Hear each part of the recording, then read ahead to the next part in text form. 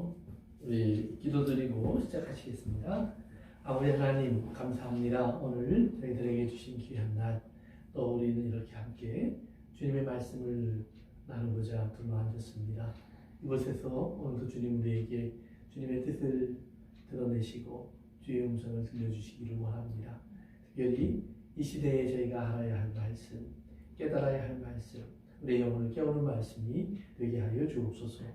부족한 종은 주님의 도구 되어서 오늘도 주의 참 진리만 전할 수 있도록 사용하여 주옵소서. 성령님의 역사와 임재와 감동과 이끌어 주심을 구합니다. 예수님의 이름으로 기도합니다. 아멘. 우리 오늘은 두 증인에 대해서 주로 공부하겠습니다. 우리 3절부터 우리 14절까지 말씀을 한번 같이 읽을까요? 3절부터 14절, 제가 한 절, 여러분 한 절 교독합시다. 내가 나의 두 증인에게 권세를 주리니 그들이 굵은 베옷을 입고 1260일을 예언하리라. 그들은 이 땅에 주 앞에 서 있는 두 감람나무와 두 촛대니 만일 누구든지 그들을 해하고자 하면 그들의 입에서 불이 나와서 그들의 원수를 삼켜버릴 것이요 누구든지 그들을 해하고자 하면 반드시 그와 같이 죽임을 당하리라. 그들이 권능을 가지고 하늘을 닫아 그 예언을 하는 날 동안 비가 오지 못하게 하고 또 권능을 가지고 물을 피로 변하게 하고 아무 때든지 원하는 대로 여러 가지 재앙으로 땅을 치리로다. 그들이 그 증언을 마칠 때에 무적행으로부터 올라오는 짐승이 그들과 더불어 전쟁을 일으켜 그들을 이기고 그들을 죽일 터인즉 그들의 시체가 큰 성 길에 있으리니 그 성은 영적으로 하면 소돔이라고도 하고 애굽이라고도 하니 곧 그들의 주께서 십자가에 못 박히신 곳이라. 백성들과 족속과 방언과 나라 중에서 사람들이 그 시체를 사흘 반 동안을 보며 무덤에 장사하지 못하게 하리로다. 이 두 선지자가 땅에 사는 자들을 괴롭게 한 거로 땅에 사는 자들이 그들의 죽음을 즐거워하고 기뻐하여 서로 예물을 보내리라 하더라. 3일 반 후에 하나님께로부터 생기가 그들 속에 들어가매 그들이 발로 일어서니 구경하는 자들이 크게 두려워하더라. 하늘로부터 큰 음성이 있어 이리로 올라오라 함을 그들이 듣고 구름을 타고 하늘로 올라가니 그들의 원수들도 구경하더라.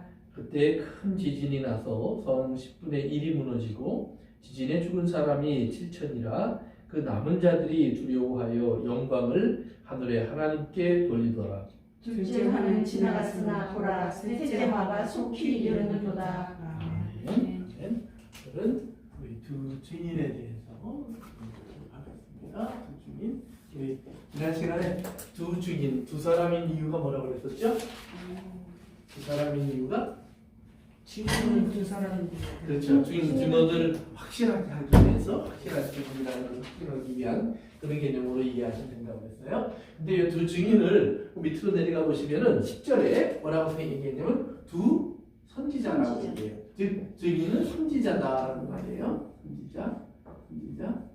선지자라는 말은 하나님의 말씀을 대언하는 사람들입니다. 하나님의 말씀을. 그러니까 우리가 이제 예언자, 선지자 그러면 우리들의 개념은 쉽게 뭐냐면은 나에 대해서 무언가를 미래를 얘기해주고 장래를 얘기해주는 사람. 그렇게 이제 이해하기 쉬워요. 그래서 교회 안에서도 이제 선지자, 예언의 은사를 받았다는 사람들이 있으면 우리는 그 사람들을 찾아가서 같이 기도도 하고 그분들이 기도한 후에 들려주는 이야기에 귀를 기울이기도 해요. 그런데 하나님은 선지자를 원칙적으로 그렇게 쓰지 않으셔요. 그건 하나님의 선지자의 모습이 아니라 성경에서 그 말은 점치는 사람의 모습이에요. 그러니까 우리가 개인적인 어떤 사람에 대해서 하나님이 예언할 수 있느냐? 할 수 있습니다. 그런데 그것은 어떤 경우에 하나님 주로 하시냐면은 하나님의 구원의 계획 속에서 하나님이 특별히 쓰는 사람들이 있어요. 그 시대에. 그리고 그 시대의 그 특별한 것을 사용하기 위해서 나타내는 하나님의 어떤 그 표본 같은 사람들. 그들에게 하나님은 이제 그런 말씀을 하셔요. 그러나 그것이 아닌 다음에는 원칙적으로 하나님의 선지자들의 메시지는 교회를 전체를 향한 메시지예요. 그렇기 때문에 그 사도 바울도 고린도전서 14장에서 은사를 사용하는 법에 대한 이야기를 가르칠 때 선지자, 특별히 예언에 대한 걸 가르치면서 뭐라 그러냐면 절대로 개인적인 예언을 하지 말라 그래요. 개인적인 예언을 하는 것이 아니라 항상 예언은 두세 사람이 있는 곳에서 같이. 특별히 같은 예언자의 영을 가진 사람들이 있을 때일수록 그걸 같이 하라 그렇게 해요. 왜냐하면 판단을 받아야 된다고. 네. 우리가 영적인 일을 어떻게 할 때 보면은 영적인 일이라는 건 가끔 가다가 어떤 상황이 일어날 수 있냐면 이제 성경에 보면 뭐 환상을 본다든지 꿈을 본다든지 내가 쓰러졌다든지 죽은 자가 됐다든지 하는 그러니까 자기의 어떤 그 의지적인 모습이 사라져요. 그리고 그것을 경험하는 수가 있어요. 그런데 그때에 그것은 단순하게 그러면 그 우리가 하나님만 그런 일을 하시느냐? 그러니까 거짓 선지자들도 그 일을 하더라 이 말이에요. 거짓 영들도. 그러니까 그런 것을 조심하셔야 돼요. 그러니까 예를 들면 이런 거예요. 우리가 하나님의 은사 중에 이제 우리가 가장 흔하게 우리가 접하는 것 중에 하나가 방언이라는 은사인데 방언이라는 은사가 교회에만 있느냐? 아니에요. 절에 가도 있어요. 스님들이 다 방언합니다. 또 무당들 거의 다 방언합니다. 그리고 또 이 땅에는 많은 종교의 그 리더들 가서 보시면 다 방언 같은 기도를 합니다. 그런데 중요한 건 뭐냐면 그들이 방언을 했다는 것이 중요한 게 아니에요. 제가 이제 그 미국 분하고 대화를 하다가 이제 은사의 문제를 얘기하다가 이제 그런 얘기를 한 적이 있어요. 갑자기 제가 한국말로 막 얘기를 했어요.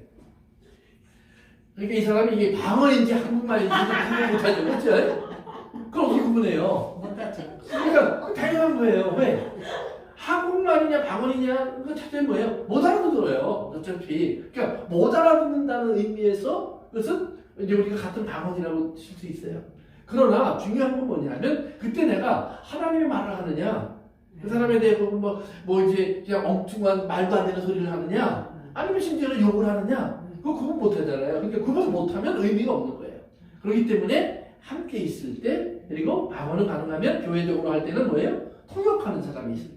왜? 그래야 그 의미가 분명해지고 모든 사람이 거기로 인해서 덕을 받으니까 이익을 받으니까 우리가 통역하는 사람이 있긴 있어요. 있어요. 네, 있긴 있어요. 네. 그런데 이게 뭐냐면 우리가 방언이라는 은사를 강조를 하는데 통역이라는 은사를 강조를 하지 않으니까 그리고 두 번째는 통역한다는 것이 굉장히 두려운 일이에요. 여러분들 뭐 제가 이제 가끔 이제 설교 통역 같은 거 할 때 보시는데 이렇게 사람들이 정 목사님이 뭐 이게 영어 잘한다. 아니요, 어마어마하게 기도하고 합니다. 왜냐하면 내가 설교 준비할 때는 내가 무슨 말 할지를 내가 알죠. 그런데 그 사람이 무슨 말 할지 난 모르잖아요. 그러니까 그분에게 임한 하나님의 영이 내게 임하기를 위해서 기도해요. 그래서 똑같이 설교를 준비하는 마음으로 기도해요. 그리고 준비하는 거예요. 그러니까 어떤 분들은 오늘 누가 설교하니까 목사님 뭐 하루 그냥 내가 차라리 설교하는 게 나아. 하시는 게 아니에요. 그거는 그냥 누가 와서 이제 진짜로 뭐 우리 교인들이 다 알아들을 수 있는 말을 하는 분들이 와서 설교를 할 때는 좀 쉴 수 있죠. 그러나 진짜 외국 분들이 와서 설교를 할 때는 내가 못 쉰다는 말이에요. 왜냐면 더 깨어 있어야 돼요. 그리고 그분들의 그 어감 속에 있는 그걸 내가 이해해야 정확히 진단을 하니까 굉장히 이해 고민을 한단 말이에요. 그러니까 그런 거예요. 그래서 이제 중요한 거는 우리가 하나님 앞에서 어떤 이제 나타난 표적이나 은사나 이런 것 속에서 우리가 이제 세상을 판단하는 하나님 말씀 판단하는 것이 아니라 그 말의 진정한 의미가 무엇인지를 듣고 영적으로 그것이 옳은가 그른가를 분별해줄 수 있는 사람들이 항상 내 주변에 있어야 된다는 거예요. 그래서 굉장히 소중히 여기시면 됩니다. 그래서 어쨌든 간에 선지자 얘기를 하다 제가 그쪽으로 좀 얘기를 나갔는데 그러니까 증인은 선지자다라는 말은 결국은 뭐냐면 하나님의 말씀을 전달해 주는 사람이에요. 이걸 통해서 사도행전에 보면 위로를 하더라 이 말이 제일 많이 나와요. 그러니까 성경에 하나님 선지자를 보낼 때 하는 말씀 중에 하나가 뭐냐면 내 백성을 위로하라. 그러니까 위로한다는 말은 뭐냐면 격려한다는 말이에요. 힘을 북돋워준다. 그러니까 너희들이 한편으로는 하나님이 물론 이것만 있는 건 아니에요. 경고하라. 그 다음에 그래서 이것을 통해서 깨워라 이 말이에요. 깨우는 말씀이에요. 그러니까 경고하고 깨움만 생각이 나는 것 같아요. 근데 사도행전에서 보시면 이제 우리가 요즘 바울과 함께 돌아와서 신라와 유다에 대한 이야기 시간 제가 조금 했는데 그 사람들은 선지자라고 불러요. 근데 그들이 바울과 바나바와 함께 와서 안디옥 교회나 이방 교회들을 위로하고 권면하더라 이제 이렇게 나와요. 그러니까 위로한다는 말은 뭐냐면 잘못된 말씀이 전달돼서 교회가 혼돈을 하는데 이제 하나님의 참된 말씀을 가지고 와서 그들에게 아니야 당신들이 괜찮아 잘못한 거 아니야 그대로 하시면 돼 그래 너무 힘내세요 끝까지 붙잡으세요 거기에 멈춰서 있으세요. 그러니까 바나바가 선지자예요. 또 동시에 사도고요. 그러니까 사도와 선지자들은 거의 같은 일을 한다고 보시면 돼요. 어쨌든 간에 그런 거예요. 그래서 두루증인이라는 것은 이걸 하는 거예요. 그러니까 마지막 때에 그러면 이 하나님의 복음을 전하는 사람들 이제 마지막 때에 우리가 이제 요한계시록 11장에서 이제 성소 안에 있는 사람들을 먼저 하나님 보여주셨고 성전들 밖에 있는 사람들, 성전 뜰에 있는 사람들 이제 거기는 분명히 하나님 뭐라고 표현하면 내버려 두라는 표현을 했잖아요. 네. 거기는 내가 간섭하지 않는다 이 말이에요. 그거 바꾸고 말하는 거예요. 자기들 마음대로 할 수 있는 곳이다. 그러니까 성전 안에서 책령된 사람들은 뭐예요? 하나님을 예배해요. 그러니까 예배한다는 말은 뭐예요? 그들은 하나님 앞에 순종하고 겸손하고 엎드려져 있다. 그러니까 예배한다는 말의 기본적인 뜻은 뭐냐면 엎드려져 있는 거예요. 그러니까 그런 모습의 사람들은 뭐예요? 자기 마음대로 하지 않죠. 자기 의지는 있지만 그 의지를 어떻게 사용하는 거냐면 나는 하나님의 음성을 듣고 하나님의 뜻에 따라서 하나님께 순종할 거야 라는 것으로 그 의지를 사용하는 사람들이에요. 이걸 그래서 믿음이라고 얘기하죠. 그러니까 그렇게 하나님의 의지를 사용하는 사람들이 반면에 자기 마음대로 하고 싶은 사람들이 있다 이 말이에요. 그 사람들에게 내버려 두라. 그런데 뭘 하시냐? 하나님이 그러나 그들에게 보여줄 것이 있다 이 말이에요. 그들이 들어야 할 말이 있다. 그 말씀이신 하나님은 어떤 분이신가를 계속해서 보여주는 증인의 역할을 해야 된다 이 말이에요. 그렇기 때문에 그들이 증언을 하기 위해서 이제 몇 가지 그들의 모습 속에 나타나는 것이 있는데요. 이제 봅시다. 3절에 보니까 증인에게 권세를 준다고 했어요. 첫째는 권세를 줘요. 권세. 두 번째는 뭘 줘요? 뭐 했어요? 그렇죠. 붉은 베옷을 입었어요.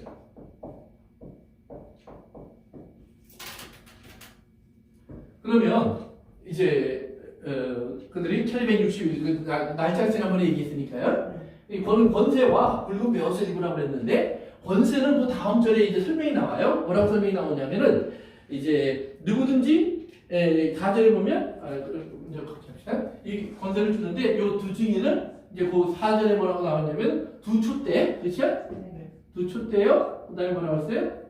두 감람나무예요. 감람나무, 올리브 트리예요. 감람나무예요, 촛대예요. 그러니까 지난번에 얘기한 것처럼 촛대는 빛이고 감람나무는 기름이에요. 그러니까 하나님의 기름 부음이 임해서 그 하나님의 예수 그리스도의 빛을 발하게 하는 사람들이라고 생각하시면 된다고 했어요. 그래서 권세를 주는데 그 다음 절에 보니까 이렇게 나왔죠. 5절 같이 읽어봅시다. 시작. 만일 누구든지 그들을 해하고자 하면 그들에 대해서 불이 나와서 그들의 원수를 삼켜버릴 것이요 누구든지 그들을 해하고자 하면 반드시 그와 같이 죽임을 당하리라. 아멘. 그래서 이제 그들의 입에서 권세가 나오는 사람들이라고 이제 거기 성경이 나오는데 그 권세에 대해서 우리가 한 번 찾아봅시다. 예레미야서 5장 14절 누가 읽어보세요. 예레미야서 5장 14절. 예레미야서 5장 14절. 예레미야서 5장 14절. 읽어볼까요? 시작. 14절. 네. 그러므로 만군의 하나님 여호와께서 이와 같이 말씀하시니라 너희가 이 말을 하였은즉 볼지어다 내가 네 입에 있는 나의 말을 불이 되게 하고 이 백성을 나무가 되게 하여 불사르리라. 아멘. 이제 여기서 이제 이 불이라는 말의 개념을 여러분이 이해해야 되는데요. 권세를 주어서 하나님께서 주신 것이 뭐냐면 5절에 보니까 그 입에서 해하고자 하는 사람들에게는 이들에 나오는 입에서 나오는 뭐예요? 불이 나와서 그러니까 말이 불이 된다는 거예요. 말씀이 그냥 공룡처럼 훅 하니까 용가리처럼 훅 불이 나오는 게 아니고 말씀이 나오는데 그것이 누군가에게는 불로 임한다 이 말이에요. 그러면 이 불이 된다는 말은 뭐예요? 태운다는 말이죠. 태운다는 말이니까 아까 예레미야에서 보니까 불로 태운다고 그러죠. 그럼 이 백성은 누구냐? 그럼 이스라엘 백성들인데 어떤 사람들이냐? 하나님의 말씀에 귀를 막은 사람들. 우상을 섬기면서 하나님의 경고에 돌아오지 않는 사람들. 그것을 사도 바울은 하나님에게 끊어진 사람들이라고 표현을 했었죠. 그래서 끊어진 사람들이니까 예수님의 말씀처럼 포도나무에서 열매를 맺지 못하는 가지는 끊어서 내버린 다음에 어떻게 해요? 불로 태워버리는 거예요. 그러니까 하나님의 심판에 던져지는 사람들. 그러니까 하나님의 선지자의 입에서 나오는 말이 선지자가 입에서 훅 불이 쫙 나와서 막 우리 태워버리는 것이 아니라 그 선지자의 입에서는 하나님의 말씀을 선포되면 그 말씀이 누군가에게는 그를 치료도 하고 아멘. 살리고 일으키는 말씀이 돼요. 그래서 그것은 구원의 말씀이라고 해요. 그러나 반대로 그를 받고 듣지 않는 사람들에게는 하나님의 진노와 심판을 받을 이유가 되는 거예요. 그래서 그것은 불같은 말씀이다 이렇게 얘기를 해요. 그래서 나중에 시간 되시면 에레미야서 51장 꼭 읽어보세요. 에레미야서 51장에 가면 하나님이 바벨론에 대한 이야기를 하세요. 바벨론. 근데 바벨론을 하나님 어떻게 쓰시냐면 내가 너희를 철퇴로 쓰겠다. 이렇게 해요. 너희를 내가 칼로 쓰겠다. 그래서 또는 바람으로 쓰겠다. 뭐 이런 표현을 하나님 하시거든요. 그 말은 뭐냐면 바벨론을 하나님께서 이 땅에 이스라엘을 책망하고 또는 하나님의 말씀을 거절하는 이방인들과 주변의 민족들을 하나님이 심판하기 위해서 하나님의 도구로 쓰는데 그들을 하나님은 우리가 말하는 칼이나 철퇴나 또는 뭐 어떨 때는 뭐 바다라는 표현도 나오기도 하고요. 때는 바람이라는 표현이 나오기도 하고 이런 표현을 써요. 그래서 그것을 다 쓸고 간다든지 휩쓸어 버린다든지 하는 이런 표현으로 그들을 사용하실 것을 말해요. 그러니까 바벨론 자체는 우리가 아는 것처럼 그것은 하나님의 종은 아니에요. 그러나 하나님의 우리가 알고 있는 선한 종은 아니지만 이 땅의 모든 악한 자도 하나님께서 하나님의 뜻을 이루기 위해서 사용하시는 도구라는 사실을 거기서 다시 한번 보여줘요. 그러면서 그들에게 내가 너희를 그렇게 쓸 거야 라고 사용을 하시는 하나님의 목적을 보여주시거든요. 마찬가지로 하나님의 선지자들도 항상 하나님의 말씀을 전한다고 해서 그들이 선한 일꾼인 건 맞아요. 하나님과의 관계 속에서. 그러나 그들의 사역 속에서 나오는 결과에는 무서운 것도 있다는 말이에요. 무서운 그 하나님 심판이 항상 양면성이 있다는 걸 여러분 기억해 주시면 돼요. 그 다음에 두 번째로 그 다음 절에 보시면은요. 그 다음 절에 보시면 그들이 권능을 가지고 6절에 보니까 하늘을 갖다 그 예언하는 것 동안에 비가 오지 못하게 해요. 가뭄이 오게 해요. 가뭄이 오게 해요. 그 다음에 또 권능을 가지고 물을 뭘로 변하게 해요? 물을 피로 변하게도 해요. 피로 변하기도 해요. 그래서 변하게 하고 아무 때든지 원하는 대로 여러 가지 재앙 플러스 여러 가지 재앙이에요.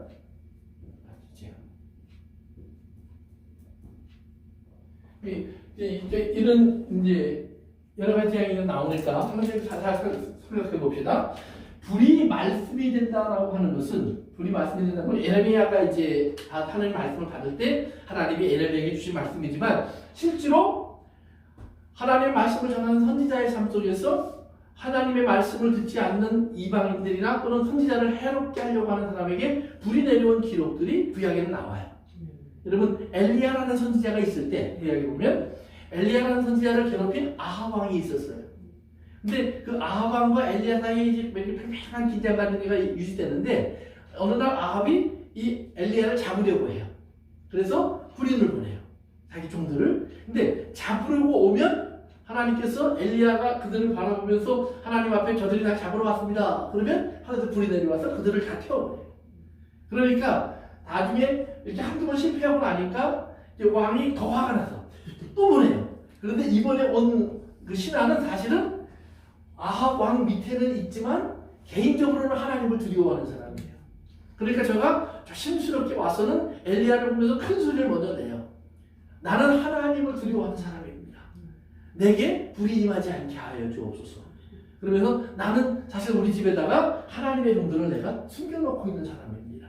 내가 그들을 다 돌보고 있는데 내게 불이 온다는 건 이거 안 됩니다. 이러면서 살려달라고 그러니까 엘리야가 이제 그의 말을 듣고 그리고 하나님의 음성을 듣고 이제 아합 왕에게 전할 말씀을 주기도 해요. 이제 그런 이야기가 실제로 구약에 나와요. 그러니까 우리가 여기서 잘못 생각하면 실제로 하나님께서 선지자가 말씀을 전하다가 마음에 안 들으면 하나님 불을 그러면 불이 쫙 내려서 탁 터버리게 이렇게 생각하지는 마시라 이 말이에요. 그러나 그 하나님께서 구약에 그런 이야기를 보여주신 것은 또 이제 가뭄도 마찬가지예요.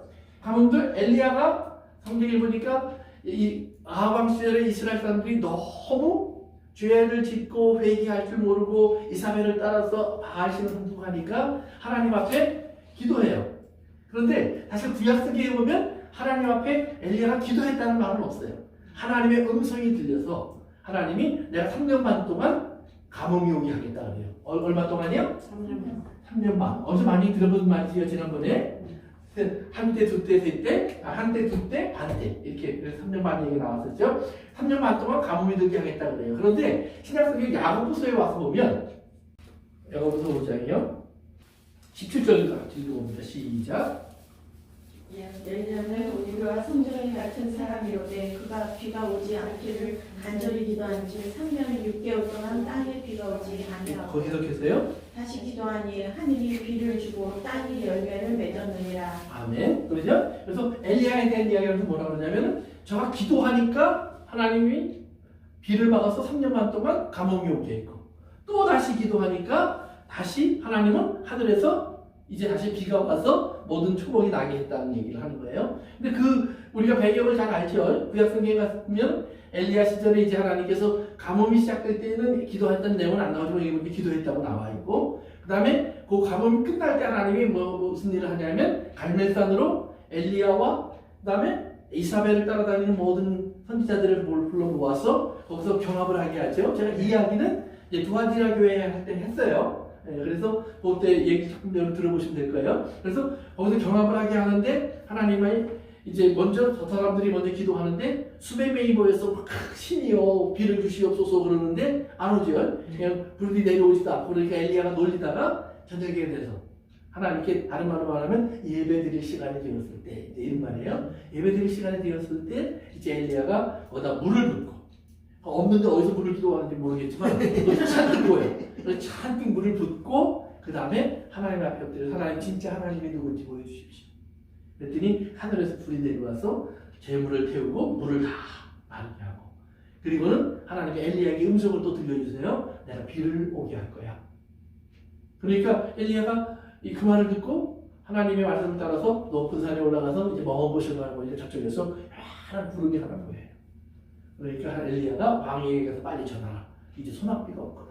그래갖고 이제 비가 오는 그런 내용이 나오잖아요. 그러니까 그런 얘기 하는 거예요. 그러니까 엘리야 시절에 이런 일이 실제로 있었다 이 말이에요. 이런 일이. 그 다음에 물이 피가 되게 한 거는 누구 얘기 같아요? 예수님. 물이 피가 됐어요. 저 출애굽 당시 그렇죠. 모세의 10가지 재앙 중에 첫 번째가 뭐였어요? 즉 나일강 물이 피로 변했죠. 나일강 물로 변한 것이 아니라 모든 물의 근원들이 다 피로 변했어요. 그래서 이스라엘 사람들이 있는 곳에는 뭐 이제 이스라엘 사람들이 이야기 속에 나오는 걸 얘기해 드렸었죠. 뭐 샘물이 있어서 그들이 먹을 때는 맑은 물이었고 이 외국 사람들이 와서 나도 그러면 그게 더 피로 변했겠다. 그런 얘기 이제 한번 드린 적이 있었는데 어쨌든 간에 이제 그런 얘기 나오네요. 그러면서 여러 가지야. 그러니까 바꿔 말하면 이건 엘리야를 생각나게 하는 말이에요. 이 말을 들으면 유대인들은 이제 이 편지를 받는 사람들 가운데는 유대인과 이방인들이 있어요. 그 7교회는 다 유대인과 이방인으로 구성된 교회예요. 유대인만의 교회도 아니고 이방인만의 교회도 아니에요. 대부분의 교회가 유대인도 있고 이방인도 있어요. 그리고 그 당시에 그들을 지도하는 총책임자는 요한이에요. 유대인이에요. 그러니까 요한이 이 말을 들을 때, 또 유대인들이 그 말을 들을 때에는 이 말을 딱 하면 뭐예요? 엘리야가 생각나는 거예요. 그 다음에 이 얘기하면, 물과 피를 얘기하면 모세가 생각나는 거예요. 그래서 엘리야와 모세가 기억이 나요. 그러니까 이 두 증인을 해석하는 사람들 가운데는 이건 엘리야와 모세다. 그래서 엘리야와 모세가 마치 예수님이 변한 산에서 예수님이 돌아가시기 전에 산에 올라갔다가 놀라운 모습으로 변화되는데 그때 보니까 예수님만 있는 것이 아니라 엘리야와 모세가 나타나서 같이 대화를 했다고 되어 있거든요. 성경에 보면. 그러니까 그 사람들이 엘리야와 모세일 거다 이런 이야기를 해요.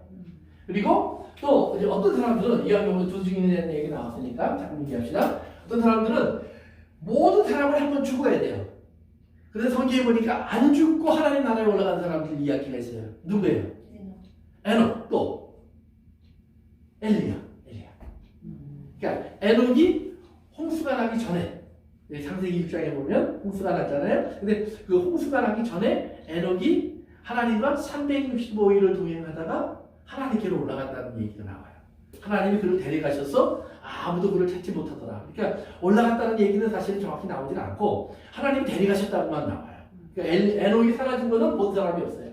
그런데 엘리야는 이제 열왕기 하에 가서 보시면은 엘리야가 때가 되니까 내가 이제 하나님께 갈 때가 됐다. 그러니까 엘리야를 따라다니는 선지자가 한 명 있어요. 누구예요? 엘리사. 그렇죠. 엘리야의 제자는 엘리사예요. 엘리사. 그래서 엘리사라는 선지자가 이제 막 따라다녀요. 그래서 이리로 갔다가 저리로 갔다가 네 군데를 막 돌아다니는데 마지막에 엘리야가 이제 요단강을 건너가서 이제 하나님 자를 부르시는 곳으로 나아가요.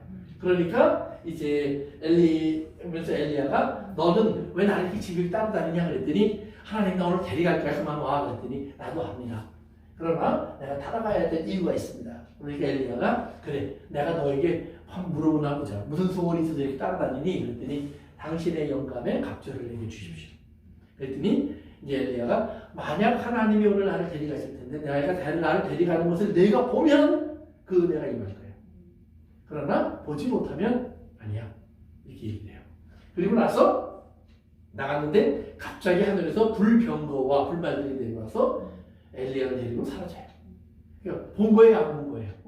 그렇죠? 근데 쫙 사라지는데 올라가면서 갑자기 엘리야가 옷을 벗어서 탁 떨어뜨리니까 위에서 하늘에서 옷이 탁 이렇게 내려와요. 그러니까 엘리사가 그걸 탁 잡아 들고 그다음에 요단강으로 와요. 근데 건너갈 때 그런 얘기가 없는데 올 때는 요단강을 탁 보더니 뭐라 그러냐면 엘리야의 하나님, 이스라엘 하나님 어디 계십니까? 그리고 물을 한번 팍 쳐요.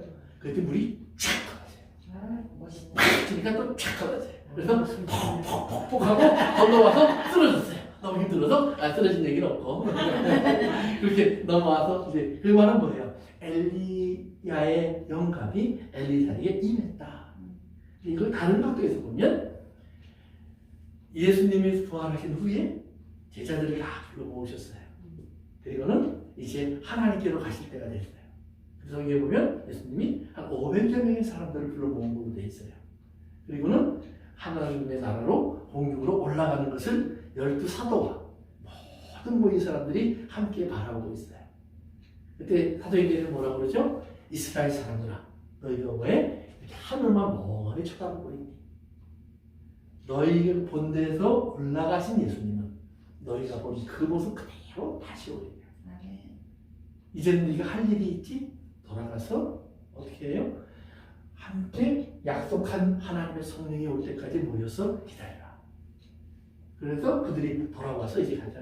마치 엘리사가 엘리야의 승천하는 모습을 보고 엘리야의 거듭, 엘리야의 영권 상징하는 것을 들고 돌아온 것처럼 예수님의 승천을 본 사람들이 돌아와서 하나님 앞에 엎드려 기도하니까 하늘에서 마치 예수님의 거듭 같은 예수님을 덮었던 하나님의 권능이 그들을 내려와서 덮는 모습이 사도행전 2장에 나오는 뭐예요? 성령의 충만을 받은 모습. 그러니까 그런 것들이 하나의 그림이 이제는 뭐예요? 실제화되는 거예요. 그래서 그것이 새롭게 자기에 임하는 거예요. 그래서 어떻게? 강을 뚫고 강을 가르고 그러니까 물은 뭐라고 그랬죠? 항상? 물은 방해꾼이에요. 건너가지 못하게 하는 거예요. 하나님은 우리 사이에 장벽이에요. 죄인과 의인의 장벽이에요. 그런데 하나님께서 죄인 속에 구원받는 사람들을 위해서는 길을 열어주시죠. 그래서 그들을 지나오는 것을 세례 이렇게 표현하는 거예요. 그래서 홍해바다를 건너온 거, 요단강을 지나간 거, 세례예요. 그러니까 세례의 기본적인 의미는 뭐냐면 원래는 침례죠. 물에 푹 빠뜨렸다가 그래서 제가 이제 한번 얘기 드렸지만 저희 그 우리 목회 실습을 할 때 우리 가르쳐 주는 목사님이 이제 80 다 되신 이제 목사님이 이제 그날 나오셔서 가르쳐 주셨는데 말 안 들을 사람 같은 사람은 오래당 못 들어요. 그래서 살려달라고 그러면 나와서 말 잘 들을 거야? 그러면 네 그러면 그때 끊어주네요. 어쨌든 간에 하나님께서 그들을 이렇게 원하시네요. 그러니까 똑같은 거예요. 예수님의 사도들이 하나님의 놀라운 모습을 보고 그들이 돌아와서 영적으로 이제는 하나님 우리를 그곳에 옮기셨습니까? 우리가 의인으로 하나 삼아주셨습니까? 똑같은 성령으로 우리에게 주실 겁니까? 예수님에게 주셨던 그 성령은 그 권능을 우리에게 주실 겁니까? 하나님이 그걸 똑같이 보여주시는 거예요. 그래서 그렇게 불로 임하는 걸 더구나 보여주시는 거예요. 그러니까 그런 모습 속에서 그래서 에녹과 어쨌든 간에 두 선지자를 엘리야로 말을 하는 거예요. 왜? 사람 다 죽지 않고 올라간 두 사람이 있는데 둘 다 선지자예요. 그러니까 이 두 선지자가 마지막 때에 죽으러 죽을 사명을 감당하기 위해서 다시 내려온다. 그래서 이렇게 한다라는 생각을 많이 하기도 해요. 특별히 이런 얘기들은 이제 그 이스라엘 사람들 가운데 이제 예수님을 믿는 메시아닉 주라는 사람들이 있어요. 예수님을 메시아로 믿는 사람들이란 뜻이에요. 그 사람들의 생각에는 이런 얘기가 많이 나와요. 그런데 엘리야가 항상 공통적이에요. 그 이유는 뭐냐면 말라기서에 가서 보시면 3장에 하나님께서 예수님이 오기 전에 하나님이 엘리야와 같은 선지자를 먼저 보내신다고 했어요. 그래서 엘리야가 와서 예수님의 길을 예비한다고 했거든요. 근데 예수님은 사실은 그 엘리야가 왔다고 그러셔요. 그러면서 복음서에 보면 세례 요한이 바로 엘리야였다라고 예수님이 말씀해 주세요. 그러니까 뭐예요? 사실 이 두 사람 엘리야는 아니라는 얘기죠. 예수님의 이해 속에서는. 그러면 증인은 하나님께서 누구에게 증인이 되라고 하셨느냐를 생각하시면 돼요. 두 증인이 누굴까? 이게 정확하게 누굴까? 그래서 어떤 사람일까? 거기에 초점을 두지 마시고 그냥 증인이 누굴까를 생각하시면 돼요. 그러면 예수님의 제자들에게 오직 성령이 너에게 임하시면 사도행전 1장 8절 우리가 너무 잘 아는 구절이 뭐죠? 너희가 권능을 받고 여기 권세를 받고 그 다음에 온 예루살렘과 온 유대와 사마리아 끝까지 이르러 뭐가 되라? 내 증인이 되어라. 여기죠? 네, 증인이 되어라. 증인이란 말은 오트라고 그랬대요. 오트, 히브리 말로 오트, 증인, 증언이 되어라 이 말이에요. 하나님이 뭐 보여주신 표적이 되어라 이런 말을 하셨어요. 그래서 이제 그 성령을 받은 하나님의 사람들을 성경은 하나님의 증인이라고 해요. 또 하나 근데 보십시다. 이사야서 43장 가보세요. 이사야서 43장. 하나님께서 이제 1절 찾으시면서 보세요. 제가 읽습니다. 야곱아 너를 창조하신 여호와께서 지금 말씀하시느니라. 이스라엘아 너를 지으신 이가 말씀하시느니라. 너는 두려워하지 말라. 내가 너를 구속하였고 내가 너를 지명하여 불렀나니 너는 내 것이라. 뭐 자성가 가사에서 나오는 얘기니까 여러분들이 익숙한 말씀일 거예요. 그러면서 2절에 보면 내가 물 가운데로 지날 때에도 내가 너와 함께 할 것이라. 강을 건널 때에도 물이 너를 침몰하지 못할 것이며 내가 물 가운데 지날 때에도 타지 아니할 것이요 불꽃이 너를 사르지 못하리라. 대전하는 여호와 네 하나님이요 이스라엘의 거룩한 이요 네 구원자임이라. 아멘. 그러니까 하나님께서 이스라엘 사람들을 이제 이렇게 불러주시는 거예요. 그러면서 뭐라고 얘기하면 나는 너의 구원자 너의 하나님이야. 그런데 뭐예요? 네가 물 가운데로 안 지나가요? 지나가요. 불 가운데로 지나가요? 안 지나가요? 지나가요. 물이 내 위를 덮어요? 안 덮어요? 네, 덮어요. 덮지만 안 가라앉아요. 네? 덮을 수 있다는 말이 물이 나를 삼키려고 나에게 밀려올 수 있다 이 말이에요. 폭풍처럼, 파도처럼. 그러니까 베드로가 파도 치는 걸 보고 뭐라고 그랬어요? 성경에 보니까 물이 이렇게 나를 이렇게 달려들어서 삼키려고 하니까 베드로가 호숫가를 걷다가 호수 위를 걸어가다가 예수님께 그걸 보고 뭐 했어요? 두려워하여 물에 빠지더라 이 말이에요.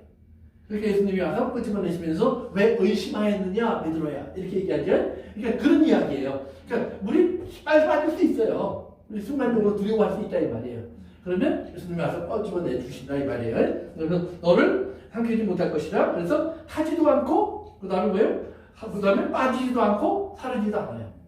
그렇다고 해서 이제 우리가 뭐 오늘 어차피 해야 될 얘기니까 우리가 알잖아요. 다니엘 세 친구 이야기 보면 그들이 불 속에 들어갔어요? 안 들어갔어요? 들어갔죠. 들어갔어요. 들어간 것까지 만든 거예요. 그럼 들어가기 전에 뜨거웠을 거예요? 안 뜨거웠을 거예요? 그렇죠. 들어가기 전에 탈 듯이 뜨거웠을 거예요. 그런데 막상 들어가니까 안 타. 이거예요. 그러니까 여러분 잘 아셔야 돼. 그러니까 불 속에 환란 속에 내가 들어가기 전까지 막 무섭고 두렵고 떨려요. 그러나 막상 들어가 보니까 아까 우리 집사님 얘기한 것처럼 하나님이 입 맞은 사람, 하나님의 도장 맞은 사람은 해치지 말라 그러셨다 이 말이에요. 그러니까 그런 세계 속에 내가 들어간다는 것 자체가 두려울 수 있지만 막상 들어가 보니까 거기서 하나님을 지켜주시더라 이 말이에요. 그러니까 그런 믿음을 하나님이 우리 요구하시는 거예요. 그래서 이제 이런 그 불 가운데도 들어가고 불 가운데도 들어가는 건 맞아요. 그렇지만 하나님께서 우리를 지켜주신 하나님이라고 얘기한 거예요. 그 다음에 4절 같이 읽어봅니다. 시작. 내가 내 눈에 보배롭고 존귀하며 내가 너를 사랑하였으니 내가 내 대신 사람을 내어주며 백성들이 내 생명을 대신하리니. 그 다음에 밑으로 8절로 갔어요. 시작. 눈이 있어도 보지 못하고 귀가 있어도 듣지 못하는 백성을 이끌어내라. 아멘. 그러면 이렇게 다른 말로 말하면 뭐예요? 이제 이스라엘 사람들을 하나님께서 정말로 하나님의 눈에 보배롭고 존귀한 자를 삼아주시는 거예요. 눈에 넣어도 아프지 않다. 그런 표현이에요. 눈에 넣어도 아프지 않다. 이것을 하나님은 나를 하나님의 눈동자와 같이 여기시며, 다윗은 이런 표현을 쓴 거예요. 그걸 똑같은 표현들입니다. 그런데 8절에 가서 보시면 눈이 있어도 보지 못하고 귀가 있어도 듣지 못하는 백성, 이렇게 돼 있어요. 근데 그들이 그런 백성이다 이 말이에요. 그러니까 멀쩡한 사람들이 아니라 어딘가 모자라고 부족하고 이제 딸리는 사람들이에요. 9절 같이 읽으면 시작. 열방이 모였으며 민족들이 하였는데 그들 중에 누가 이 일을 알려주며 이전 일들을 우리에게 들려주겠느냐. 그들이 그들의 증인을 내세워서 자기들의 옳음을 나타내고 듣는 자들이 옳다고 말하게 하여 보라. 아멘. 그러니까 그 다음에 뭐가 나냐면, 그러면서 하나님이 마치 오늘 우리가 성전 뜰을 내주라는 말처럼 이제 열방이 모였어요. 이방인들이 다 모였어요. 그리고 민족들이 모였어요. 그러면서 그 안에서 무슨 회의가 일어나냐면, 그들이 자, 우리 하나님 맞아, 우리 신이 맞아, 뭐 이런 이야기들을 막 한다 이 말이에요. 근데 우리 신이 맞아 그러는데 그 요한계시록에 와서 나오는 내용을 갖다 붙여놓으면 단순하게 그저 말만 하는 것이 아니라 뭐예요? 기적도 일어나고 표적도 보여주면서 사탄이 그런 일들을 하더라 이 말이에요. 그러면서 우리 신이 맞아 이렇게 얘기한단 말이에요. 그랬더니 10절 시작. 나 여호와가 말하노라. 너희는 나의 증인 나의 종으로 택함을 입었나니 이는 너희가 나를 알고 믿으며 내가 그인 줄 깨닫게 하려 함이라. 나의 전에 짐을 가진 신이 없었느니라. 나의 후에도 없으리라. 계속해서 나는 여호와라. 나 외에 구원자가 없느니라. 내가 알려주었으며 구원하였으며 보였고 너희 중에 다른 신이 없었나니 그러므로 너희는 나의 증인이요 나의 하나님이니라. 여호와의 말씀입니다. 아멘. 거기까지. 그러니까 하나님께서 이스라엘 사람들을 이제 뭐예요? 너희는 나의 증인이라. 그러고 바꾸시는 거예요. 그러면 이방인들이 모여서 막 이렇게 웅성웅성대면서 막 떠들고 막 이렇게 하는데, 이스라엘아 너희는 걱정하지 마. 너희는 잠시 안에 있어. 너희는 내 증인이야. 내 증인이 되려면 너희 가장 먼저 배워야 되는 게 뭔지 아니? 잠잠히 있는 거예요. 그러니까 모세가 이제 이스라엘 백성들을 데리고 이제 하나님의 인도를 따라서 탈출하려고 하는데, 앞에는 바다가 막혔고 뒤에 애국 군대가 쫓아와요. 그러니까 이스라엘 사람들이 웅성거리기 시작했죠. 그래서 떠들기 시작했어요. 나중에 통곡하기 시작했어요. 죽이려고. 죽을 데가 없어서. 막 이러면서 막 모세도 죽이려고 해요. 그러니까 하나님 앞에 모세가 나가서 엎드려요. 그랬더니 하나님 모세에게 뭐라고 얘기했냐면, 그들에게 가서 내가 너희를 구원하는 자임을 보여주라. 모세야, 네가 왜 이렇게 너도 같이 요동하니? 요동하지 마. 돌아가서 내가 너희를 구원하는 하나님인 걸 알게 해줘. 그러면서 네 손에 뭐가 있니? 지팡이로 바다만 말리면 돼. 그리고 돌아와요. 그러면서 모세가 하는 첫 마디가 이거예요. 이스라엘아 잠잠하여 하나님의 구원을 보라. 그러니까 떠들고 막 이거 어떻게 하면 안 보이는 구원인데, 잠잠해지면 나를 이렇게 가라앉혀놓고 하나님이 하시는 일에 나를 맡겨놓으면, 그러면 구원이 보인다는 거예요. 그러니까 예수님이 십자가를 앞에 놓고 내가 죽을 것 같아 라는 말은 뭐예요? 고통만 보였던 그 순간이에요.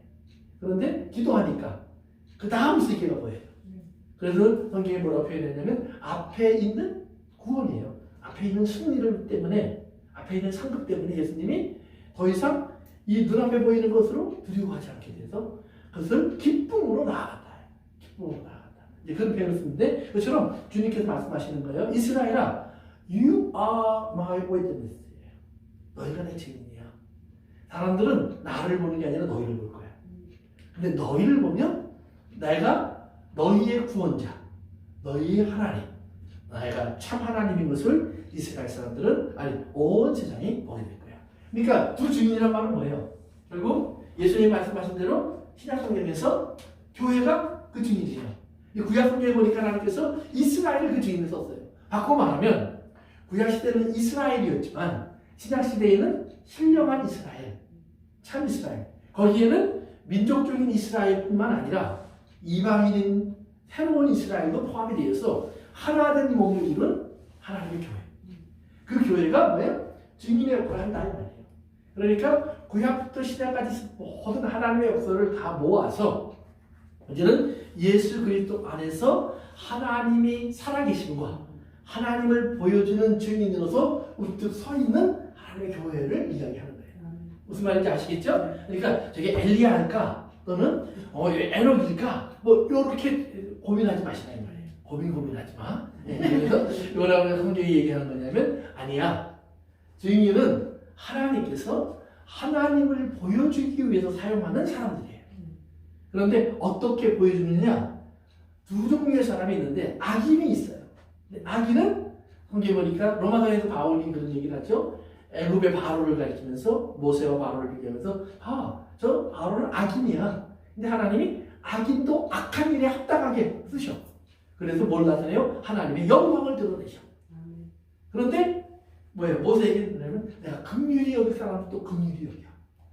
그래서 긍휼의 하나님을 보여줘. 보세요. 똑같은 하나님의 역사가 일어났는데 한쪽 사람들은 긍휼의 하나님을 발견하고 감사해. 그건 구원받는 사람들. 나를 용서하시고 나를 사랑하시는 하나님. 그런데 이쪽에서 끝까지 교만한 사람들은 뭐예요? 하나님 앞에 진노와 심판의 대상이 돼요. 바로는 어떻게 됐어요? 하늘에서 여러 가지 재앙들이 내려왔고 물이 피가 되었고 그래서 온갖 것으로 고생을 하다가 겨우 이제 이스라엘을 내보내면서 괜찮을 줄 알았는데 그 다음에 뭐예요? 또 이스라엘이 탐나서 쫓아오다가 받고 말하면 하나님의 것을 탐내다가 하나님의 것을 탐내는 거예요. 왜? 저는 내 것이라 거룩한 거예요. 손만 대도 죽어요. 가까이 와도 죽어요.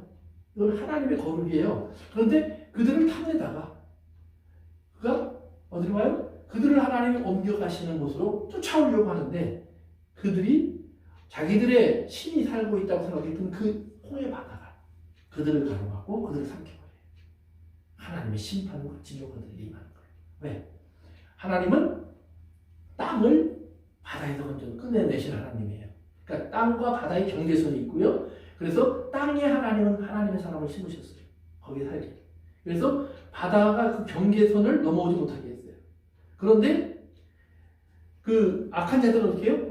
바다를 지들이 바다인 줄 알아요. 그래서 막 넘어오려고 해요. 넘어오려고 하면 하나님께서 너희들이 절대로 바다를 건너올 수 없어. 너희들은 이 땅으로 들어올 수 없는 사람들이야. 너희는 바다 속에 있는 사람들이야. 다시 삼켜버려요. 그래서 이제 요한계시록에서 보면 짐승이 어디서부터 올라와요? 바다. 그러니까 그들은 바다의 왕자들이에요. 그런데 바다의 왕자들인데 바다의 왕자는 반드시 하늘의 왕자에게 무너져요. 꼭 기억하셔야 돼요. 공창 위의 물과 공창 아래의 물이 있어요. 그래서 공창 아래의 물을 하나님께서 그들에게 이제 사용할 수 있는 권세를 주셨지만 그들은 그 권세 속에서 일을 하다가 어느 날 하나님의 심판 속에서 다시 물 속으로 들어가는 거예요. 그래서 그들은 이제 과거에는 물로 심판했지만 그래서 물 속에 있는 사람인 걸 보였지만 이제는 불 속의 심판을 통해서 그들이 벌은 불의 물, 불의 바다에서 던져지는 그 모습으로 이제 보여주는 거예요. 어쨌든 간에 그래서 이왕 봤으니까 한번더 봅시다. 계속해서 내려갑니다. 그래서 이제 그 하나님은 이스라엘 백성들을 너희가 내 증인이야 이렇게 얘기하셨잖아요. 그리고 나서 밑으로 내려가셔서 21절 우리가 가장 성경 공부를 하면서 또는 교회 다니면서 자주 들을 수 있는 말씀 중에 하나예요. 이사야서 43장 21절이에요. 이사야서 43장 21절 시작. 이 백성은 내가 나를 위하여 지었나니 나를 찬송하게 하려 합니다. 아멘. 그래서 하나님이 인간을 지으신 이유가 무엇입니까? 세례받기 전에 대부분 이 질문을 받아요. 이게 우리가 공부할 때, 성경 공부를 할 때 인간을 창조하신 하나님의 목적이 무엇입니까를 가르칠 때 꼭 사용하는 구절이에요. 그래서 하나님이 인간을 지으신 목적이 무엇입니까? 답이 뭐였죠? 그렇죠. 하나님을 찬송하게 하기 위해서. 그러니까 보세요. 증인의 궁극적인 모습은 뭐예요? 찬송하는 자예요. 찬송한다는 말은 뭐예요? 예배한다는 말은 뭐예요? 이건 순종. 그러니까 증인, 주의 복음을 전하는 것은 그건 뭐예요? 하나님을 찬송하는 행동이라 이거예요. 네, 하나님은 옳으십니다. 하나님은 의로우십니다. 하나님은 진리이십니다. 하나님은 모든 것을 지으시고 창조하시고 이사야 43장이 그 내용이에요. 모든 것을 창조하시고 모든 것을 마음 하실 수 있는데 하나님 거기서 하필이면 우리 같은 사람을 선택하셨습니다. 아멘. 그리고 뭐라고 말씀하시냐면 하나님은 단순하게 창조자에서 끝나는 것이 아니라 구원자. 아멘. 구원자는 걸 힐링. 아까 눈 보지 못하고 귀 듣지 못하는 사람을 온전한 사람으로 만들어내시는 거예요. 그래서 온전한 사람이 되면 보고 들을 줄 아는 사람이 됩니다. 그래서 요한계시록에 가장 많이 나오는 말 중에 하나가 뭐냐면 내가 보니 또 내가 보니 또 내가 보니 또 내가 보니 쭉 나오다 보다면 들으니. 그러니까 잘 보고 잘 듣는 것이 성도의 가장 큰 은혜예요. 아멘. 그러니까 내게 하나님이 자꾸 보여. 자꾸 하나님의 음성이 들려. 아멘. 그렇다고 해서 막 귀에다 대고 누가 자꾸 속살 건들 시작하면 그거는 정상이 아니에요. 그런 걸 원하는 사람들도 있긴 있어. 근데 아니 그러지 마세요. 차라리 그러면 하나님 말씀 성경을 귀에 꽂고 들으세요. 그러면 하나님 말씀에 충분히 들려올 테니까. 네. 예, 그 딴소리 신경 쓰지 마시고 하나님이 내 안에 들려주시는 어떤 확신, 믿음, 하나님 진리를 확증시켜 주시는 하나님의 음성. 여기에 귀를 기울이시는 거예요. 그래서 하나님의 뜻을 아는 것을 하나님의 음성을 듣는다고 그러지. 하나님의 말씀이 맨날 이렇게 뭐 선지자들이 이런 말을 들었는데 하는 것처럼 아니. 성경을 만약에 기록한 사람들이 하나님의 감동으로 썼는데 하나님 거기는 I로서, 거기는 B로서, 거기는 C로서 그래서 이렇게 쓴 게 아니라 이 말이에요. 그들이 하나님의 말씀의 뜻을 깨달아 알아서 자기가 아는 말로 쓰기 시작하는 거예요. 그러나 그 말의 모든 내용을 성경으로 보면 영감을 받아서 성경이 하나님이 그들을 위해서 연필로 쓰신 것뿐이에요. 그건 쓰임을 받는 사람. 그런데 거기는 뭐예요? 의지적인 순종이 있는 거예요. 그것을 자유한 거예요. 자유. 그러니까 자유가 없는 순종은 뭐건 로봇이에요. 생명이 아니에요. 그러나 자유가 있다면 그것은 뭐예요? 하나님이 기뻐하시는 순종이 되는 거예요. 그래서 하나님의 일을 하는 모든 사람들은 하나님 쪽에서는 볼 때는 너희는 참 착한 사람이다. 너희는 참 충성된 사람이다. 이런 칭찬을 하시게 돼 있어요. 그래서 어쨌든 간에 둘 중에는 선지자라는 말인데 선지자라는 말은 결국 뭐예요? 위로와 경고를 하는 사람들인데 그들의 이 메시지는 결국 하나님의 말씀이에요. 하나님의 말씀을 그러면 그들이 전하기 위해서 그럼 그들의 삶에서 어떤 일이 일어나느냐? 그게 굵은 배우시는 겁니다.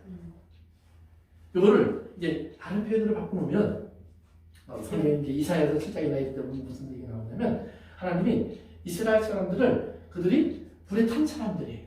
불에 탄 사람들. 그러면 불에 탔다는 말은 뭐예요? 암흑에 들어갔다 나왔다는 말이에요. 그슬린 사람들이에요. 그래서 그슬린 옷을 입고 있어요. 그런데 하나님이 그슬린 옷을 입고 있는 사람의 옷을 벗겨주시고 영광된 옷으로 바꿔주세요. 자, 이제 그거 보고 이제 오늘 이렇게 해서 정리합니다. 스가랴서로 갑니다. 스가랴서. 구약성경 끝부분이 말라기 앞에가 스가랴서입니다. 스가랴서. 우리 오늘 읽었던 요한계시록 3장, 11장의 말씀을 여러분들이 머리에 두고요. 먼저 4장으로 갑니다. 스가랴서 4장. 스가랴서 4장. 우리 1절, 2절, 3절 같이 읽게 됩니다. 1절, 2절, 3절 같이 들어옵니다. 시작. 내게 말하던 천사가 다시 와서 나를 깨우니 마치 자는 사람이 잠에서 깨어난 것 같더라. 그가 내게 묻되 내가 무엇을 보느냐. 내가 대답하되 내가 보니 숭고 눈송이를 한 때가 있는데 그 위에는 기름 그릇이 있고 또 그 기름 그릇 위에 7 등잔이 있으며 그 기름 그릇 위에 있는 등잔을 위해서 7 관이 있고 그 등잔대 곁에 2 감람나무가 있는데 하나는 그 기름 그릇 오른쪽에 있고 하나는 그 왼쪽에 있다 하더라고. 이렇게 2 감람나무가 있고요. 그 다음에 가운데 촛대가 있고요. 7개가 있어요. 그리고 관들이 있어요. 관들이. 그리고 감람나무와 연결되어 있어서고요. 그래서 기름이 부복돼요. 그래갖고 불이 쫙 등잔이 이렇게 올라가요. 자, 이 모습이 우리가 요한계시록 11장에서 한번 읽었을 때 보니까 2 중에 뭐라고 했어요? 2 촛대와 감람나무라고 했었죠? 그러니까 그러면 이 촛대가 뭔지를 우리가 알아야죠. 그러면 요한계시록 1장에서 예수님이 오른손에 7 촛대를 들고 그렇죠? 7 촛대. 그게 누구예요? 그럼 7 촛대는 뭐였어요? 7 촛대는 7 교회. 그렇죠? 그러니까 교회예요, 교회. 교회. 구약 성경에서 이스라엘 사람들은 이걸 뭘로 봤을까요? 이스라엘. 이것을 사도 바울은 로마서에서 신령한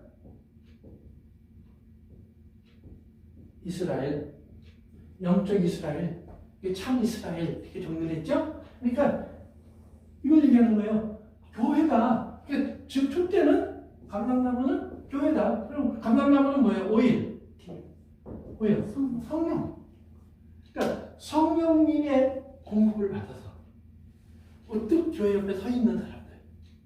그래서 교회가 서서 뭐예요? 아까 온갖 이방인들이 다 모인 곳에서 하나님의 복음을 담대히 말하는 사람들. 그러면 이렇게 담대히 하나님의 복음을 말하면 듣는 사람들이 다 아멘 그러느냐? 아니면 그들이 어떻게 해서든지 저들의 입을 막고 죽이려고 하느냐? 그렇죠? 사도행전 지금 우리 공부하는 게 그거 아니에요? 베드로와 12사도 그리고 120명의 하나님의 사람들이 성령을 받고 막 외치니까 막 3,000명이 돌아오고 5,000명이 돌아와요. 그랬더니 유대인들의 지도자들이 보면서 잘했군 이렇게 얘기하는 게 아니라 뭐예요? 다시는 얘기하지 마. 다시는 얘기하지 마. 뭘 하지 마? 예수 그리스도의 이름으로 말하지 마. 예수 그리스도의 이름으로 일하지 마. 요거만 하지 않으면 괜찮아. 다 이해해 줄 수 있어. 그런데 베드로와 12사도 그런 교회가 뭐라고 대답해요? 우리가 하나님의 말씀을 듣는 것과 사람의 말을 듣는 것 어느 것이 옳은가 너희가 판단하라. 그러니까 또 그들이 예수님을 하나님을 두려워하니까 하나님의 말씀을 따라야죠. 그러면 우리가 그럴 수 없느니라. 그들이 하나님 걸 못하는 거예요. 그러니까 그들이 그래? 그러면 때릴 거야? 때렸어요. 그 다음에 가뒀어요. 그 다음에 죽였어요. 그런데도 그들의 입에서 그들의 입이 잠잠해지지 않아요. 계속해서 그 말은 전파되고. 그러니까 예루살렘 중심으로 있을 때는 유대인들이 그랬는데 여기 조금 확장되니까 헤롯이 그러네요. 헤롯은 유다 지역, 갈릴리 지역을 다스렸어요. 헤롯이 그러네요. 그러더니 조금 더 지나니까 근데 로마 황제가 그러네요. 로마 황제가 괜찮다고 하니까 누가 그래요? 지금은 누가 그래요? 누가 우리를 핍박해요? 사단은 뭐 그때도 있었고 지금도 있었고 항상 있을 것인데 예수님 오실 때까지. 사단도 영원한 거 아세요? 그렇죠? 지옥 가서도 계속 살아 있으니까 사단도. 그러니까 사단도 영원한 거예요. 그런데 누가 결국해요? 그렇죠. 기본적으로 물질이에요. 물질. 모든 것 결국은 물질로 돌아가요. 물질이란 건 뭐예요? 세상 눈에 보이는 것. 우리가 육신으로 느끼고 즐기고 만지고 얻고 누릴 수 있는 것. 그러니까 이것들이 결국 뭐가 돼요? 이제는 우리를 영적으로 괴롭히는 것이 돼요. 왜? 그것을 따라갈 것이냐? 아니, 말 것이냐? 이것이 문제로다. 이 말이에요. 그러니까 우리는 갈기자로 다니죠. 갈기자로. 근데 우리가 갈기자로 다니다가 큰일 나는 수가 있어요. 그래서 우리가 똑바로 갑시다. 그래서 똑바로 보고 싶어요, 주님. 그래서는 정말 주님을 바로 바라보고 바로 믿음을 구하셔야 돼요. 그래서 성경에 돈은 나쁜 게 아니에요. 하나님 주시는 거예요. 물질. 그러나 돈을 하나님 자리로 놓으면 안 돼요. 그러니까 보세요. 하나님 이제 기도해요. 손을 모으고 무릎을 탁 꿇고 기도해요. 딱 하나님 바라보면서 하나님 내게 돈을 주세요. 하나님이 어디 계셔요? 하나님 제일 높은 데 있는 것 같아요. 그런데 돈을 다 주신다고 하나님 기도한다면은 그다음에 하나님 안녕히 계세요. 세상에는 나랑 살아요. 뭐가 살아요? 돈이 살아요. 그런데 하나님은 이 돈은 있을 수도 있고 없을 수도 있는 거예요. 너희가 하나님, 나에겐 하나님이 필요해요. 돈이 아니에요. 그래서 돈은 땅에 있어요. 나는 하나님이 내게 필요해요. 하나님이 이리로 와주세요. 이것이 내 보물이 하나님 나라에 있다는 얘기예요. 보물이 땅에 있는 사람들은 썩어져요. 근데 보물이 하나님 나라에 있는 사람. 그랬더니 저 위까지 어떻게 올라가냐? 걱정하지 마세요. 하나님이 오신다니까. 내 삶 속으로 하나님이 와서 같이 계신다니까요. 그러니까 여기가 하나님 나라예요. 그래서 이곳은 하나님이 나와 함께 하시는. 그렇기 때문에 돈은 이것에 방해가 되면 끊을 수도 있고 또 이것을 위해서 하면 돈을 쓸 수도 있고 선한 그리고 이 일을 통해서 하나님께 나에게 너를 모으게 하시면 모을 수도 있고. 저는 그냥 아이들이 놀이하는 중에 옛날에 보면 이제 우리가 이렇게 모래 가지고 놀면서요. 두꺼워 헤딩 이렇게 막 이런 거 막 했거든요. 근데 놀다가 막 친구랑 놀 때는 어떻게 돼요? 네가 틀렸네, 내가 맞았네, 뭐 네가 손 건드렸네, 안 건드렸네, 내가 더 크다 막 같이 이렇게 싸워요. 그러다가 엄마가 밥 먹으라 그러면 어떻게 해요? 그 말까지 죽을 듯이 싸웠는데 참고로 간다 이 말이에요. 헌신짝이 되어버려요. 두꺼비 집도 우리가 이렇게 할 줄 아는데 하나님 나라와 이 돈을 우리가 비교할 때 두꺼비 집보다는 비싸겠죠. 네, 그렇지만 그런 돈, 우리 돈 단순히 돈이라고 했지만 여기는 명예 또는 뭐예요? 권세, 체면, 자존심 다 들어가는 거예요. 성공, 지위 다 들어가는 거예요. 그러니까 이것이 절대로 안 돼요.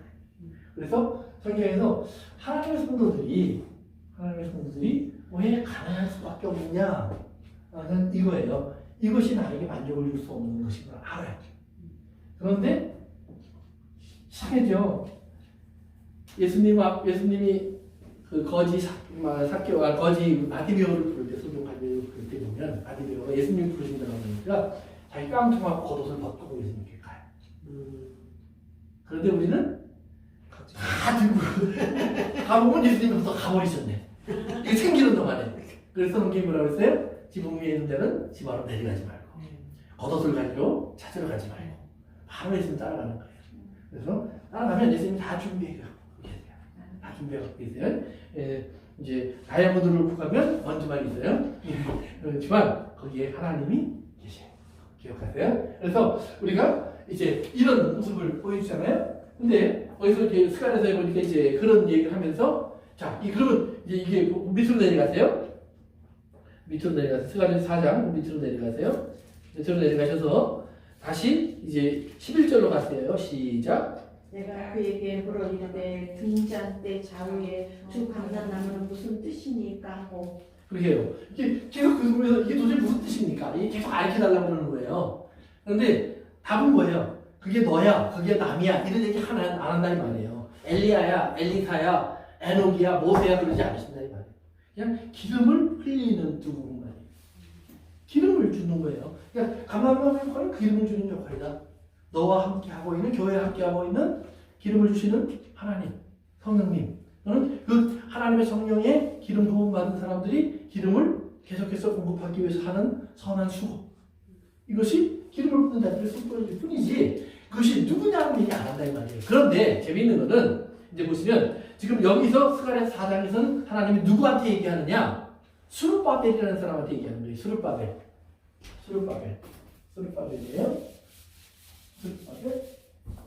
스룹바벨은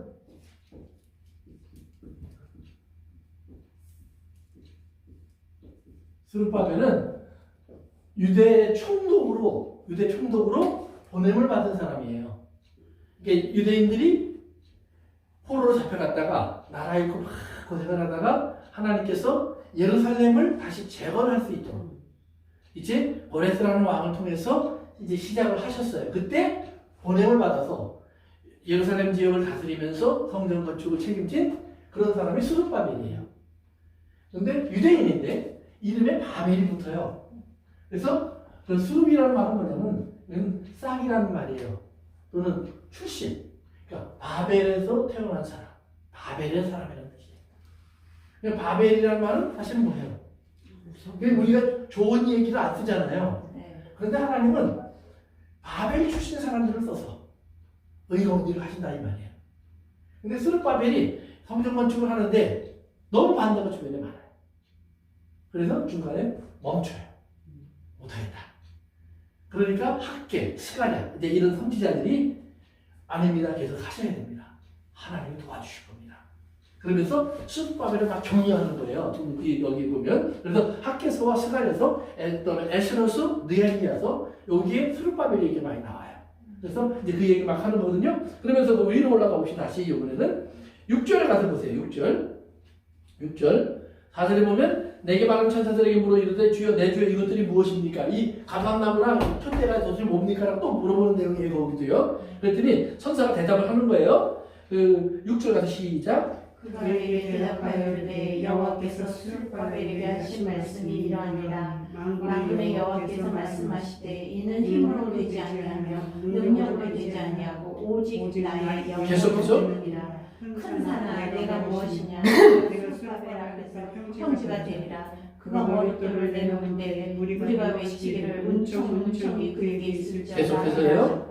여호와의 말씀이 또 내게 임하여 이르시되 스룹바벨의 손이 이 성전의 기초를 놓았은즉 그의 손이 또한 이 일을 마치리라 하셨나니 만군의 여호와께서 나를 너에게 보내신 줄을 내가 아니라 하셨느니라. 한 절 더요. 자손의 날이라고 멸시하는 자는 누구냐? 사람들이 스룹바벨의 손에 다림줄이 있음을 보고 기뻐하리라. 이 일곱은 온 세상에 두루 다니는 여호와의 눈이라 하시니. 아멘. 거기까지요. 자, 그러면 보세요. 스룹바벨이 이렇게 11절에서만 물어본 줄 알았는데 그 위에서 또 한번 사실 먼저 물어봤다는 말이에요. 먼저 물어보니까 하나님께서 스룹바벨에게 뭘 보여주냐면 스룹바벨아 너 이거 잘 들어. 그리고 내가 지금 네가 물어보는 거에 답을 줄 거야. 그래서 무슨 얘기를 하냐면 첫째, 이건 여호와의 능력으로 되는 거야. 사람의 힘으로 되는 게 아니야. 너 지금 성전 건축하다 반대가 많으니까 심지어는 막 주변의 사람들이 왕에게 너를 거짓으로 고발하니까 무섭지? 두려워하지 마. 이 일을 시작하신 이도 나고 마칠 사람도 나야. 여호와의 능력으로 하는 거야. 그러면 여호와의 능력으로 하는 건데 그러면 여호와의 능력으로 한다는 말은 무엇이냐? 사람의 힘이 아니라 하나님의 영으로 하는 거다. 성령으로 하는 거다. 자, 보세요. 그러면 우리가 성전 건축해야 돼요. 그럼 성전 건축을 뭘로 하는 거라는 말이에요? 하나님의 영으로. 그러면 하나님의 영이 임하면 성전이 건축되나요? 아니에요? 아, 이거 심각하네. 하나님의 영이 임하면 성령이 거하는 전인 줄 알지 못하느냐? 아멘. 그게 뭐예요? 성령이 거하는 전이? 성전이죠, 성전. 아멘? 우리는 건물을 생각해서. 아니, 이게 구약은 건물이지만 성전이 이게 우리가 이제 이 성경을 읽으면서 이제 이게 딱 보여야 돼요. 아멘. 자, 하나님의 영으로 한다 그랬는데, 자, 우리 건축 공부합시다. 자, 집 하러 오세요. 땅 팔러 오세요. 차 팔러 오세요. 전셋집으로 세방으로 옮기세요. 이게 맞느냐 이 말이에요. 물론 우리가 모이는 곳을 위해서 할 수 있어요. 할 수 있어요. 정말 그게 절실한 것이라면. 그러나 절실하지 않다면 거기에 크게 신경 쓸 필요 없어요. 우리가 짓지도 않은 이런 좋은 건물에 우리가 예배드릴 수 있으면 우리 건물 가져야 될 그런 목마를 필요 없어요. 이건 어차피 아버지 거니까. 아버지가 너 이거 써 그러면 짓지 않은 것을 주시고, 그렇죠? 뿌리지 않은 것을 모으게 하시는 하나님을 감사하시면 돼요. 그리고 이것을 위해 수고한 사람들의 수고를 기억하시면 돼요. 그리고 우리가 인도하는 이걸 잘 관리해 드리면 돼요. 그러나 기본적으로 하나님의 성전은 능력으로, 사람의 능력으로 되는 것이 아니라 돈으로 되는 것이 아니라 하나님의 영으로 된다는 말이에요. 성령이 임하면 성전은 만들어지는 거예요. 그런데 성령이 어디로 임해요? 이 벽돌 사이로 임하시는 게 아니라 내 안에 임하더라 이 말이에요. 그러면 너희 몸이 하나님의 영이 거하는 거룩한 성전인 줄을 알지 못하느냐? 그러면 여기 그럼 됐으니까 나 혼자 그럼 하면 되겠네? 아니요. 이거 벽돌이니까 자꾸 모이려고 해야 된다 이 말이에요. 여기 우리는 자꾸 이렇게 모이려고 하는 그런 어떤 desire. 그래서 마지막 때가 될수록 모이를 힘써라. 그 모이를 힘써라는 말은 자꾸 모여라라는 말의 의미도 물론 있을 수 있지만 더 중요한 것은 함께 모여라. 그 말은 뭐예요? 저 원수와도 함께 모이고 보기 싫은 사람하고도 함께 모이고 신분이 다른 사람과도 함께 모이고 어떤 사람이라면 하나님의 성령의 사람이라면 그러니까 이방인과 지금 유대인이 사도행전에서 함께 모이는 길을 발견해내는 거예요. 그 말인지 아시겠죠? 지난주 설교가 그거 아니에요. 함께 모이는 길이 무엇인가를 그들이 이것이 하나님의 뜻이구나 를 발견해내는 거예요. 그러니까 성령의 전인 것을 알면 되는 거예요. 그러니까 성령님이 하셨구나. 얼마나 빨리 짓는지 몰라요. 예수님이 이건 부숴버려라, 내가 파란색 뿌리라, 바로 그 성전이라 이 말이에요. 그 다음에 밑으로 내려가세요. 7절 다시 한번 봅니다. 큰 사람아 내가 무엇이냐? 그 말은 뭐냐면 방했구나 이 말이에요. 커다란 방했구나. 이것은 결국 나중에 보면 큰 사람은 결국 바벨론을 말해요. 바벨론을 말하는 건데 그러니까 바벨론처럼 하나님을 맡고 있는 것들이에요. 그런데 그러나 내가 스룹바벨에서 앞에서 뭐가 돼요? 평지가 되리라. 그거 저는 쭉 지나가는 것이 되리라 이 말이에요. 하나님의 구속이 있다 말이에요. 머릿돌을 내놓을 때 무리가 외치기를 뭐예요? 은총. 그렇죠. 헤셋. 하나님께서 이스라엘을 향해서 내가 너희를 이렇게 사랑해 한 말이 바로 이 말이에요. 너희는 나에게서 영원한 사랑이야, 끝까지 사랑이야, 바뀌어질 수 없는 사랑이야, 항상 사랑이야. 내가 너희를 자비와 긍휼로 대하는 너희는 그런 사랑의 대상이야. 이 말을 하는 거예요. 그러니까 증인 이게 누구냐? 아니라 하나님의 영으로 성전이 세워지고 그리고 주의 은총 속에 거하는 것을 깨달은 사람. 그러면 이걸 깨달으면 앞으로 뭐가 되죠? 증인의 궁극적인 것은 뭐라고 했어요? 찬양이죠, 찬양. 찬양이 이루어지는 거예요. 그러니까 성소 속에서는 뭐가 이루어져요? 찬양이 나오게 되어 있다 이 말이에요. 그러니까 수르바벨 손에 밑으로 내려가서 아까 10절에 보세요. 뭐가 있어요? 다림줄이 있다고 그랬죠? 네. 다림줄은 측량하는 줄 중에 하나예요. 그러니까 우리 그 요한계시록에서 측량하나 했을 때 자가 있는 것처럼 다림줄은 그런 거예요. 그러니까 수르바벨 손에 하나님께서 다림줄을 놓고 자 다림줄 건물을 반듯하게 세워 성소를. 너는 그 성소를 세울 수 있는 사람이야.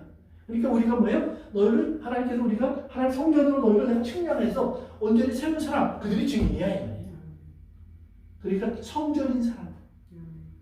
그래서 요한계시록 11장 시작할 때 성전과 제단과 경배하는 사람. 그 성전 안에 있는 측량을 받은 사람들 아니에요. 성전 안에서. 그러니까 그 스룹바벨이 그 성소의 완성을 이루는 사람이에요. 그 성소의 완성을 이루는 사람, 그러니까 우리는 뭐예요? 그것은 하나님의 성전을 세우는 사람. 하나님의 성전을 세우기 위해서 내가 수고한다, 애쓴다, 섬긴다, 봉사한다. 뭐예요? 하나님의 사람들이 그 일을 하는 거예요. 그러니까 성전을 성전답게 만들어가는 사람. 거룩한 하나님의 성전을 거룩함으로 유지해가는 사람. 자기의 삶 속에서 경건의 훈련을 통해서 하나님의 온전함을 계속 드러내는 사람. 우리가 서로 연합됨으로 말미암아 하나 된 것을 보여주는 사람들. 이들이 뭐예요? 스룹바벨이에요.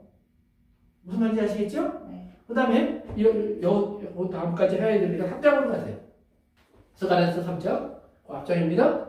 1절을 같이 읽어보세요. 시작. 대제사장 여호수아는 여호와의 천사 앞에 서고 사단은 그의 오른쪽에 서서 그를 대적하는 것을 여호와께서 내게 보이시니라.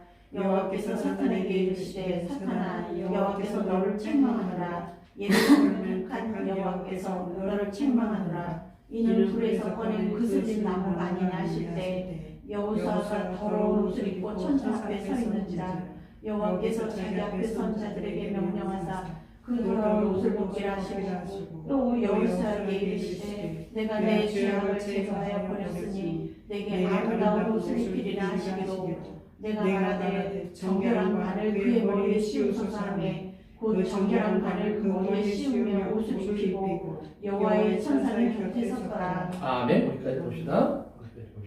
자 보세요. 그래서 이제 아까 스룹바벨 나왔죠? 네. 또 한 증인의 모습이 나오는 거예요.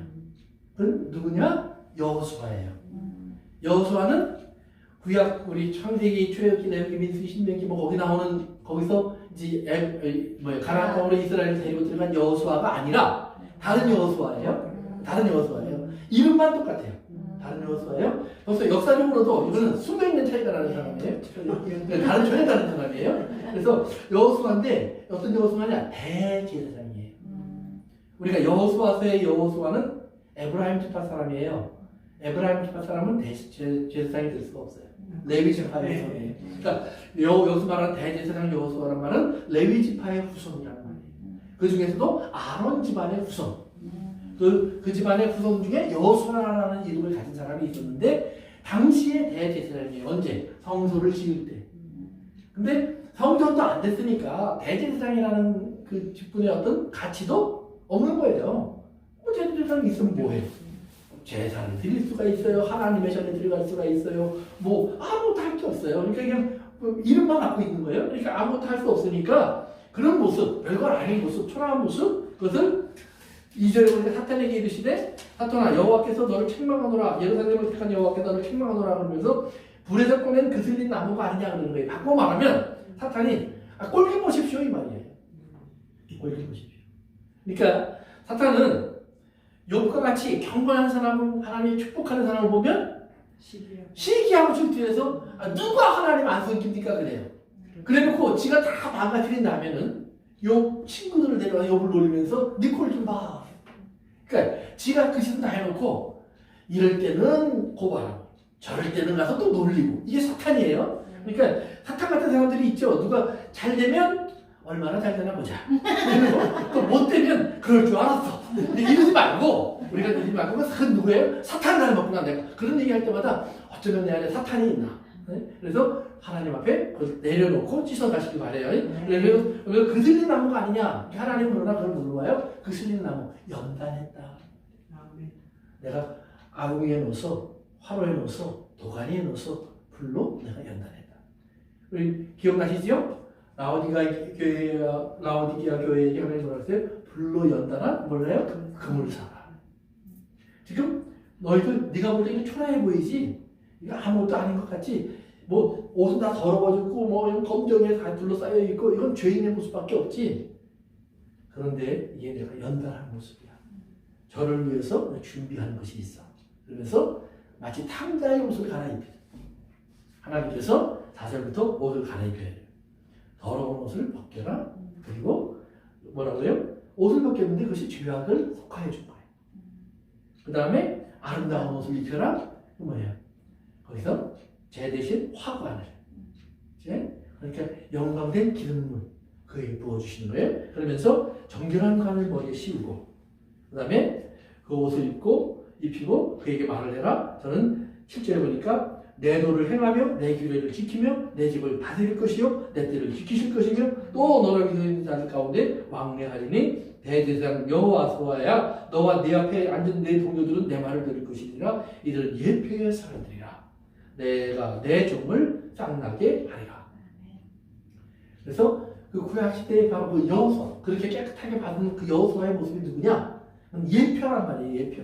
아까 증거, 증인이란 말이에요. 무슨 증인일까요? 거기서 싹이 나서 자라는 예수 그리스도를 말하는 거예요. 예수 그리스도. 그래서 예수 그리스도를 이사야는 뭐라 했어요? 이세의 줄기에서 한 싹이 났어. 그렇죠? 예수님의 모습을 한 싹이 나는 것으로 얘기하죠. New branch. 새 일이 시작되는 거예요. 새싹이. 그래서 옛 모습의 나무는 사라졌는데 새싹이 올라오더니 더 큰 나무가 되는 거예요. 그런데 보니까 여호수아와 그와 함께 있는 무리들. 그 뭐예요? 대제사장과 함께 있는 제사장들. 그러면 우리의 대제사장은 누구죠? 예수님. 그럼 우리는 누구죠? 제사장. 그렇죠? 베드로후서 2장에서 너희는 산돌이신 예수 그리스도께 나와. 너희도 예수님이 거하시는 하나님이 거하시는 거룩한 성전으로 지어져라. 그러면서 너희는 왕같은 제사장이에요. 왕같은 제사장이에요. 얼마나 좋아요. 우리를 왕같은 제사장이라고 부른다. 그러니까 하나님이 우리를 그렇게 쓰시기 위해서 부른 사람들. 그러니까 여호수아, 언제는 여호수아예요.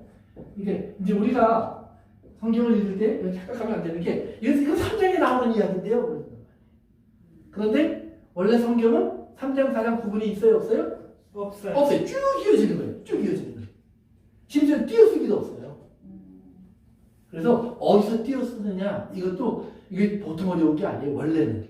그런데 어쨌든 간에 3장, 4장이 구분이 없으니까 3장부터 쭉 읽어 내려오면서 이제 보면은 이제 3장 9절에 보면 일곱 눈에 대한 얘기가 나오고요. 그 다음에 4장으로 가서 보시면 10절에 보면 이 일곱은 온 세상에 두루 다니는 여호와의 눈이라. 그래서 성령님을 상징하는 거예요. 왜? 어디서 보셨죠? 요한계시록 4장 5장에서 보니까 하나님 앞에서 일곱 눈이 있었죠. 예, 일곱 별이 일곱 그 불을 상징하는 일곱 불에서 성령을 상징하는 이야기가 나왔던 적이 있었어요. 그 얘기 다 하는 거예요. 그러니까 바꿔 말하면 지금 뭐예요? 이것은 하나님의 보좌로부터 하나님께서 두 종류의 사람을 세우시는데 하나는 성소를 세우는 사람, 하나는 여호수아는 뭐예요? 제사장 예배를 이끌어가는 사람. 예배를 이끌어가는 사람의 삶 속에서는 뭐예요? 더러운 모습이 뭐예요? 먼저 더러운. 이것이 그 다음에 아름답게 바뀌어요. 아름다워.